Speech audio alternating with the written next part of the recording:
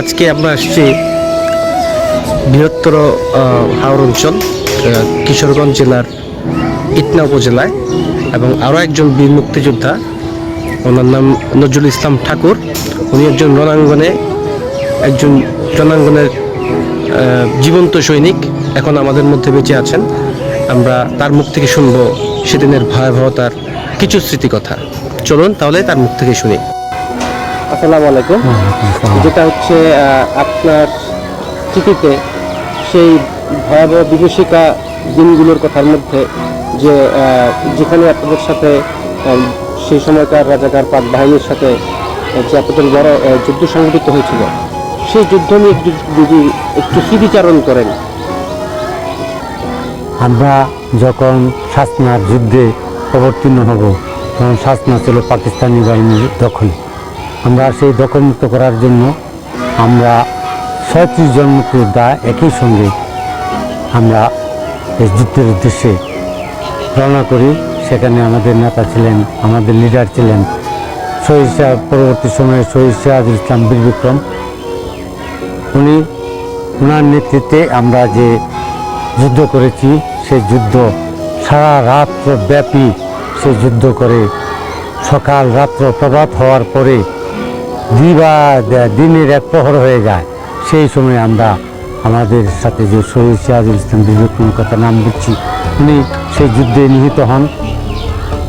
পরবর্তী সময়ে ওনারে বাংলাদেশ সরকার বীর বিক্রম উপাধিতে ভূষিত করেন। আমরা সেই যুদ্ধে পাকিস্তানি বাহিনীকে হটিয়ে দিয়ে পরাস্ত করে তাদের অনেককেই আমরা কারাবন্দি করি। অনেক রাজাকার আলবদর ছিল, তাদেরকে বন্দি করি। সেখানে আমাদের অনেক মুক্তিযোদ্ধা তখন আহত হন। সেই যুদ্ধে আমার চাচা আইবুর রহমান ঠাকুর সহ অনেকেই ছিলেন আমাদের সেই যুদ্ধে। সেই স্মৃতি আজও যখন মনে পড়ে তখন মনে হয় যে আমরা এখন জানি কোথায় আছি আর কই ছিলাম।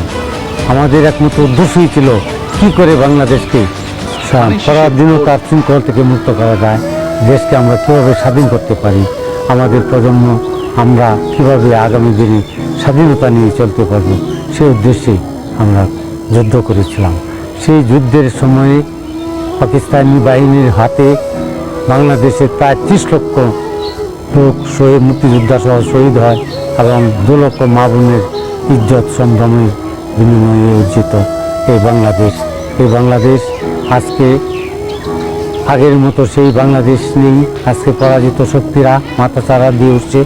তারা সেখানে বিভিন্নভাবে তারা করছে এই বাংলাদেশের স্বাধীনতাকে বাদ দিয়ে নতুন করে বিভিন্ন নাম দেওয়ার প্রচেষ্টা করছে। আমরা এই দেশের স্বাধীনতাকামী মানুষ সহ আমরা চাই বাংলাদেশ বিশ্বের বুকে চিরস্মরণীয় থাকুক এবং স্বাধীন সত্তা নিয়ে চলুক। আমি এই কামনা করে আমি আমার বক্তব্য এখানে শেষ করছি। জয় বাংলা, বাংলাদেশ চিরজীবী হোক।